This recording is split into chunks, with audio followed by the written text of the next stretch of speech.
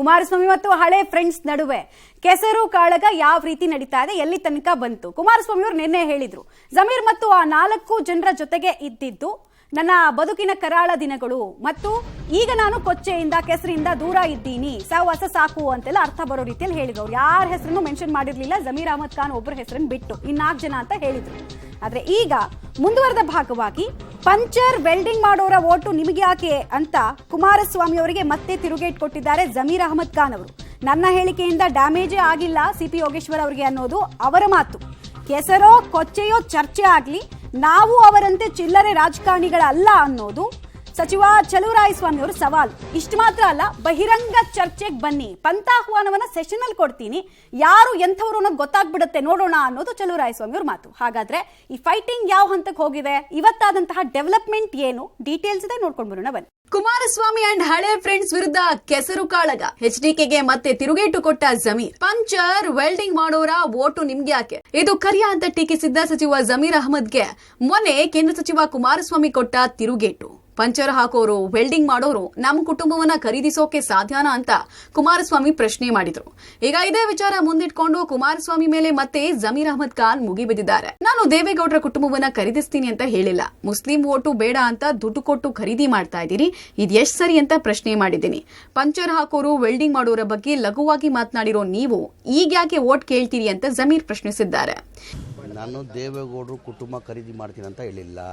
ಕುಮಾರಸ್ವಾಮಿಯವರು ಮುಸಲ್ಮಾನ್ ಓಟ್ ನನಗೆ ಬೇಕಾಗಿಲ್ಲ, ಮುಸಲ್ಮಾನ್ ಸಮಾಜ ಮುಸಲ್ಮಾನು ನಾನು ಅವ್ರ ತಾವು ಹೋಗಂಗೂ ಇಲ್ಲ, ನಾನು ಅವ್ರ ತಾವು ಓಟ್ ಕೇಳೋಕ್ಕೂ ಇಲ್ಲ, ನನ್ನ ಮುಸ್ಲಿಂ ಓಟ್ ಬೇಕಾಗಿಲ್ಲ ಅಂತ ಹೇಳಿಕೆ ಕೊಟ್ಟಿದ್ದೆ. ಅದು ವಿಡಿಯೋ ಸಮೇತ ನಾನು ತೋರಿಸಿದ್ದೀನಿ. ನಾನು ಆ ಹಿನ್ನೆಲೆಯಲ್ಲಿ ಚನ್ನಪಟ್ಟಣದಲ್ಲಿ ನಾನು ಹೇಳಿದ್ದೆವು, ನೀವು ಮುಸಲ್ಮಾನ್ ಓಟ್ ಬೇಡ ಅಂತ ಹೇಳ್ಬಿಟ್ಟು ನೀವು ಈಗ ಮುಸಲ್ಮಾನ್ನ ದುಡ್ಡು ಕೊಟ್ಟು ಕೊಡ್ತಾ ಇದ್ದಿರಲ್ಲ, ಎಷ್ಟು ಮಟ್ಟಿಗೆ ಸರಿ ಅದು, ಏನು ತಿಳ್ಕೊಂಡಿದ್ದೀರಾ ಮುಸಲ್ಮಾನ್? ನೆನ್ನೆ ಅವ್ರು ಹೇಳಿದ್ದಾರೆ ಮುಸಲ್ಮಾನ್ ಪಂಚರ್ ಹಾಕೋರು ವೆಲ್ಡಿಂಗ್ ಮಾಡೋರು ಅಂತ ಇಲ್ಲಿ ಲಘುವಾಗಿ ಮಾತಾಡಿದ್ದಾರೆ ಮುಸಲ್ಮಾನ್ ಸಮಾಜ ಬಗ್ಗೆ.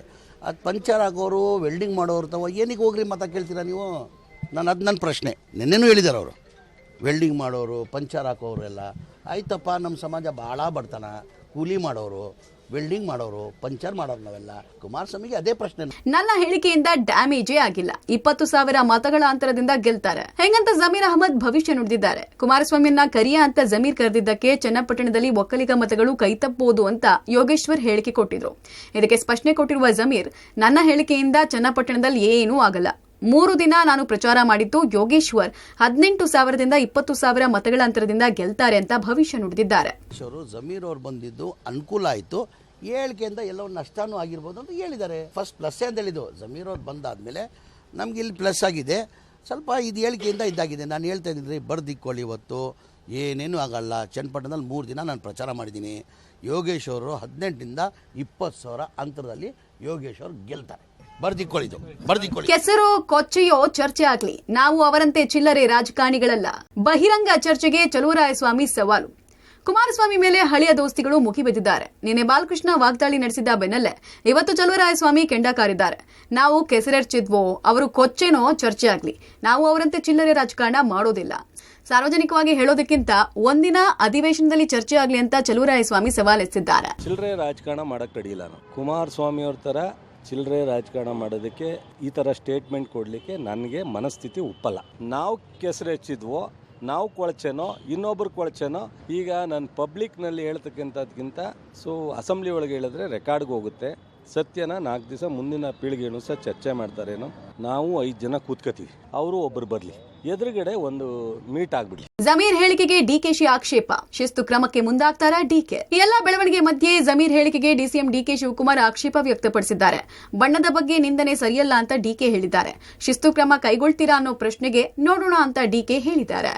ಮಾತಾಡಬಾರ್ದಾಯ್ತು, ಏನಿ ಕಪ್ಪು ಬಿಳುಪು ಅವೆಲ್ಲ ಸರಿ ಇಲ್ಲ. ಯಾರು ಅದನ್ನ ನಾನು ಪಕ್ಷದ ಅಧ್ಯಕ್ಷನಾಗಿ ಹೇಳ್ತಾ ಇದ್ದೀನಿ. ಜಮೀರ್ ಮಾತಾಡಿದ್ದು ಅವರು ಪ್ರೀತಿಯಿಂದ ಮಾತಾಡಿದ್ರು, ಸಲುಗೆಯಿಂದ ಮಾತಾಡಿದ್ರು, ಏನ್ ಮಾಡಿದ್ರು ತಪ್ಪೇ. ಅದನ್ನ ಜಮೀರ್ಗೆ ನಾವು ಆಂತರಿಕವಾಗಿ ನಾವು ಹೇಳಿದ್ದೇವೆ. ಅವ್ರು ಅದಕ್ಕೆ ಏನ್ ಬೇಕೋ ಕ್ಷಮಾಪಣೆ ಕೇಳಿದ್ದಾರೆ. I am on record, it is wrong. ಅಧ್ಯಕ್ಷರಾಗಿ ಯಾವ ರೀತಿ ಅದನ್ನೆಲ್ಲ ನಾನು ಪಬ್ಲಿಕ್ ಅಲ್ಲಿ ಮಾತಾಡಕ್ಕೆ.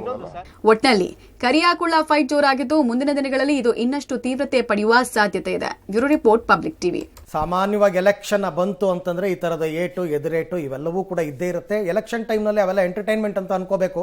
ಯಾಕೆ ಅಂತಂದ್ರೆ ತುಂಬಾ ಚೆನ್ನಾಗಿ ಹೇಳ್ತೀನಿ ನಾನು, ರಾಜಕೀಯದಲ್ಲಿ ಶಾಶ್ವತವಾದ ಶತ್ರುಗಳು ಯಾರೂ ಇಲ್ಲ, ಮಿತ್ರರು ಯಾರೂ ಇಲ್ಲ. ಈಗ ಕರಿಯಾ ಕುಳ್ಳ ಅಂದವರೇ ನಾಳೆ ಕೈ ಜೋಡಿಸ್ಬೋದು, ಯಾರಿಗ್ ಗೊತ್ತು, ಏನು ಬೇಕಾದರೂ ಆಗ್ಬೋದು. ನ್ಯಾಷನಲ್ ಟ್ರಾವೆಲ್ಸ್ ಬಸ್ಸಲ್ಲಿ ಮತ್ತೆ ಓಡಾಡ್ಬೋದು, ಇವರೇ ಡ್ರೈವರ್ ಆಗ್ಬೋದು, ಏನು ಬೇಕಾದ್ರೂ ಆಗ್ಬೋದು. But it's okay.